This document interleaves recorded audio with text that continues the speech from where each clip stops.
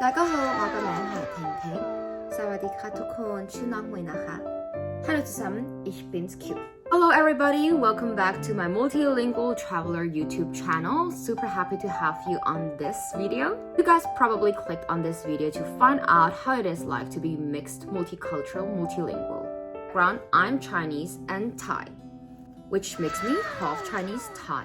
I was born in Switzerland by my two beautiful parents, and I grew up here speaking German and had to learn English and French. What? And that was quite tough because I actually grew up speaking Thai and Chinese. So you see, if you count this down together, I'm already speaking 5 languages. Being multicultural because I always visit Asia for my family there, and I always am here in Switzerland also for my other family here. My family distribution is really crazy. I have family everywhere in the world, in the US, in Asia, and in Europe. And specifically, I have in so many countries family. Right now, I have family in Korea, Hong Kong, Vietnam, China, Thailand, Switzerland, UK, Netherlands, US, in California, Canada, Australia. You guys see, it's going on and on. Anyways, because of that, I travel a lot. I travel several times a year around the world, and I'm very, very grateful for that. I get to know many different cultures. I get to understand many different perspectives from different point of view, and I get to learn many different languages as well.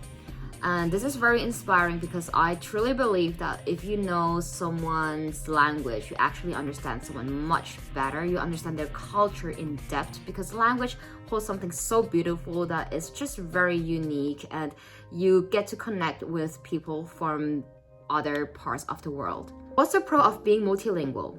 Definitely, you will know a lot of languages. It makes you extremely unique. This is really great. In the job market, you will stand out. I always get asked, wow, how do you know so many languages? You speak so many languages. And it is really great. Top of all, you can travel anywhere and then connect with these people, especially if you speak English, obviously. But if you know Thai, Chinese, or Korean, or Japanese, you can just go to these countries and you will actually get to connect with local people. It's different than if you just speak English to the locals. They will open up more, definitely. So knowing many languages has been really eye-opening for me to listen about perspectives I have never thought about before. Now the cons of being multilingual, it is very tough. I cannot speak any languages perfectly, literally any languages. I struggled a lot during the school years because I grew up Thai Chinese, speaking only Thai and Chinese. And at school, I had to speak German, and it was very hard because my parents never taught me German at all, even though they can speak German. My father can. But it is still different if you would actually speak it at home. But we never spoke we never spoke German at home. And it is very tough if you don't speak German at home and you have to write a whole essay in German, and I was struggling a lot. So I had to study German on my own a lot at home, reading a lot, doing a lot, writing a lot of essays and stuff like that. I got a lot of support from my teachers, which was really great. It took a lot of determination to still master German or French or English as good as my classmates. It is tough because for my parents, my father, he learned Thai from my mother, and my mother learned Cantonese from my father. But because they're from 2 different backgrounds, they actually have an accent. This is absolutely natural. As a child who grows up under their care, of course, I will actually learn the accent that they have. I will learn the way they pronounce things. This is how language is built as a child. You naturally pick it up. And this is something I'm very grateful for because I did pick up naturally like Chinese, Thai, and German. I can pick up other languages very naturally as long as I'm surrounded with that language. And this is how I learned Korean, by just like hearing it very often, reading it very often, and 이제 한국어로 할 수 있어. 대박이죠. There's a big difference between me being in Asia and between me being here in Europe. Here in Europe, I'm much more of an introvert. In Asia, I'm much more of an extrovert. Probably because me being introvert here is considered as extrovert there. I'm not really sure.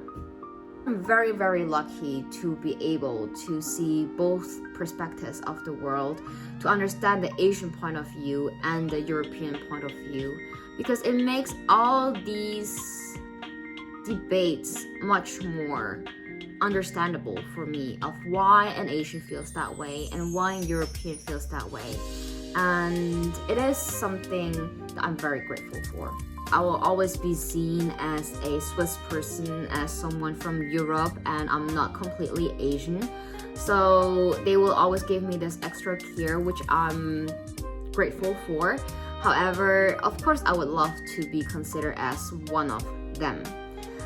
And the same thing in Europe, whether I'm at work or I'm with my friends, actually, I look obviously very, very Asian. I have this subconscious stereotype about, okay, you're Asian, so you probably think differently. Thing is, without me actually knowing also, certain things I do just is very Asian. Like how I hold the cup, how I eat, how I say hello, how I say goodbye, how I close the door. As for Asian people, we usually don't close the door with our back looking to the door.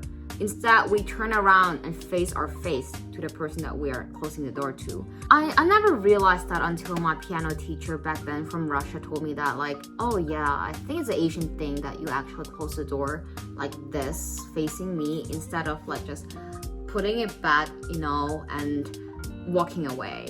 I've had many different stories, such as like how I hold the cup even, because in Asia you usually hold like both of your cups like this when someone is like giving the water or like pouring the tea for you. It is very different, like some habits I have is very Asian. But if I'm in Asia as well, if I think back, there are certain things like I love to hug to say hello, and this is a very European thing. We always like me and my friends in Europe, we always do that.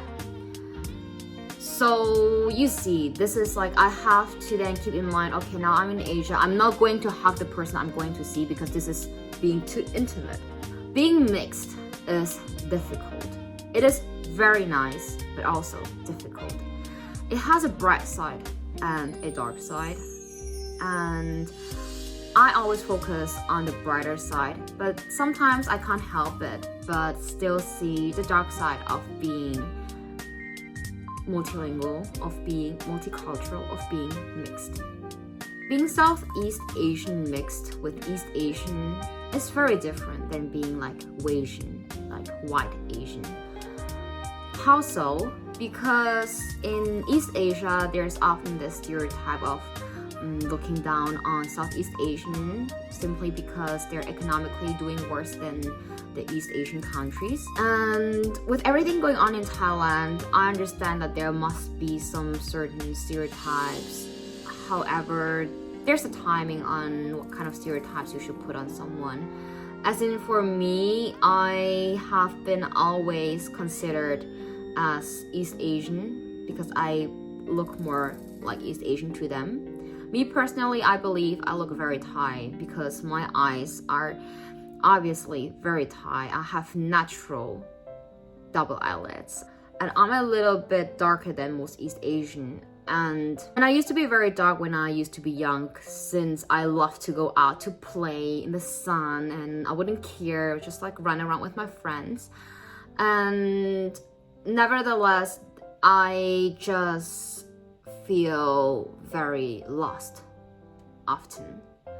I'm too Asian to be considered as European. I'm too European to be considered as Asian. There's no in between. People wouldn't understand that. People usually just see one side of you. If I would hang out in China, I wouldn't be considered as full Chinese or even being Chinese. If I'm in Thailand, most people wouldn't consider me as Thai at all and think I'm, I don't know, from Japan or Korea, or I don't know, most people assume that. You feel lost sometimes and discriminated because of you not living up to their expectations. And since I cannot change my looks of being Asian, I have often considered of just moving out to Asia to just start a life there anew, to just be somewhere where I fit in perfectly, blend in perfectly, not being questioned where I'm from all the time. And it is difficult, a very difficult decision, but let's see where life brings me. Many love to correct me when I speak something wrong in a language.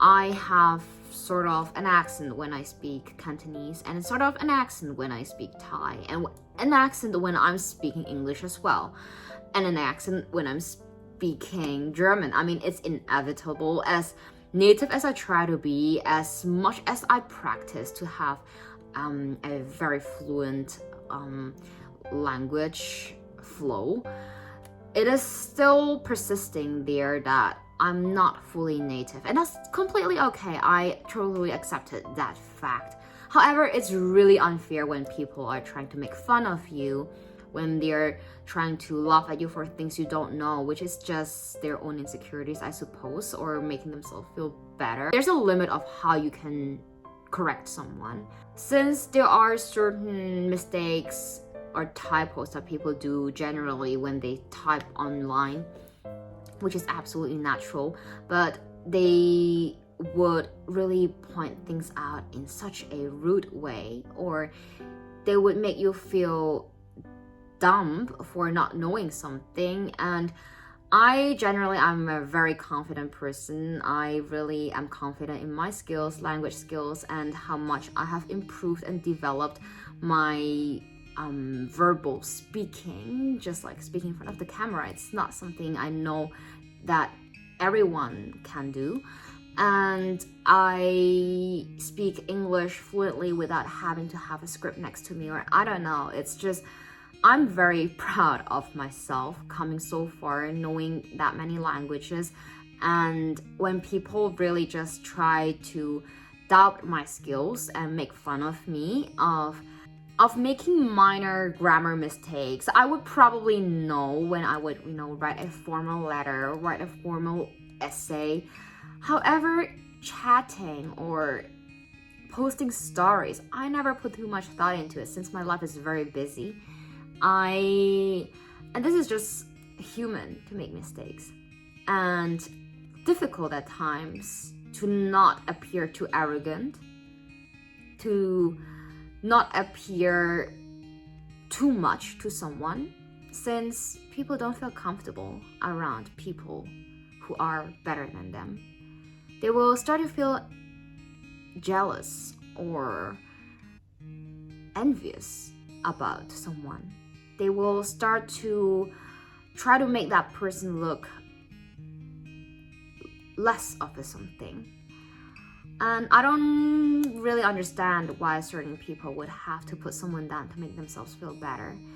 Why not just accept me as I am and tell me kindly if I do make a mistake? It has been bothering me lately a lot since I've been having or getting into these sort of incidents all the time in the past few weeks, probably because I'm socializing so much. But my mother, she learned Chinese by ear, which is absolutely amazing. She's so smart. I follow her pronunciations a lot, and so many people would make fun of it by saying, oh right, your mother is Thai, that's why your accent is so bad. It's beyond our control, and I wish that people would have more understanding for people growing up in a multilingual and multicultural background, and that people with today's globalization going on wouldn't judge people so much from the outside, and that people would give more understanding for minor mistakes or anything. Just being kind is free. That you guys don't misunderstand me between correcting someone for that someone to improve and making fun of someone for that someone to then feel bad about themselves. Anyway, now we come to that interesting part of me speaking the languages. You guys probably can't wait for that. So let's get started with my mother tongue, Thai.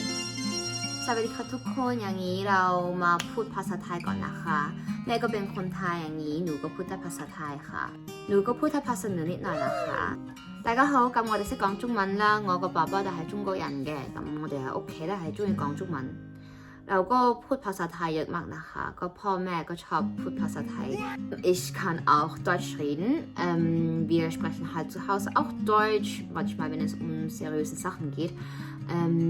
Aber in der Schule, da rede ich halt immer Deutsch eigentlich, mit meinen Freunden eigentlich auch, mit meinen Kollegen und so rede ich eigentlich eher Schweizerdeutsch und halt in der Schule all das Normale, wie es immer schon Mundart rede. Wahrscheinlich ist mir Schweizerdeutsch schon lieber als Hochdeutsch, weil Grammatik halt viel einfacher ist.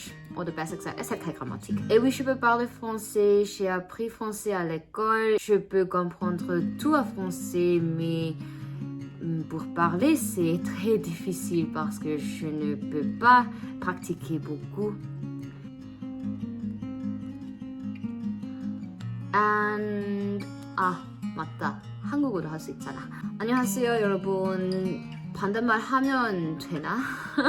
아무튼 몇 년 전에 한국에서 갔다 와서 한국어도 배웠어요.